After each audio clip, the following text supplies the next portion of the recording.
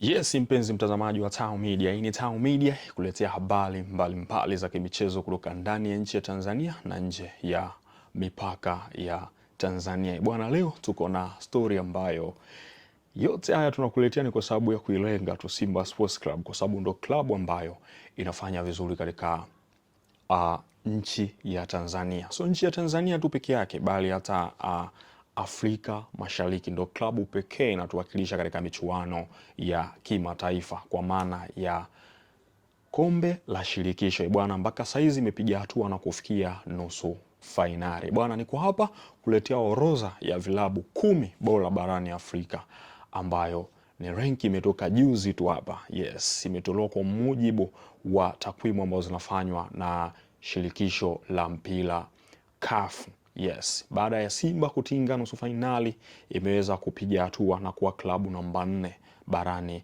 Afrika.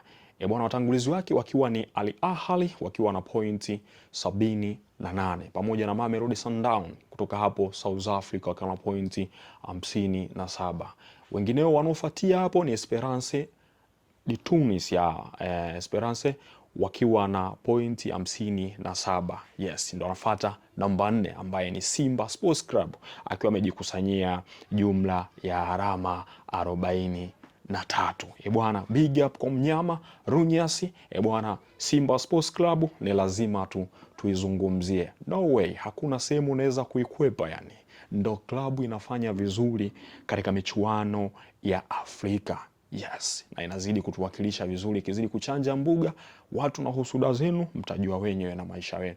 Bwana, klabu namba 5 ni RS Berkane ikiwa na pointi 42. Wanaofuata namba 6 ni Zamalek au wakiwa nao wana pointi 42. Yes, namba 7 ni Wydad Casablanca wakiwa na pointi 39 na namba 8 ni Pyramids wakiwa na pointi 37. Yes, bila kusahau namba 9 hawa ni USM Alger. Yes, hawa walimenyana na Yanga ndo walimfanya vibaya Yanga jamani, kumrazi, lakini hawa ni namba 9 ni USM Alger wakiwa na pointi 37 pia. Na namba 10, yes, hao ndo wanafunga 10 bora wakiwa ni CR Belouizdad wakiwa na pointi 36 pia.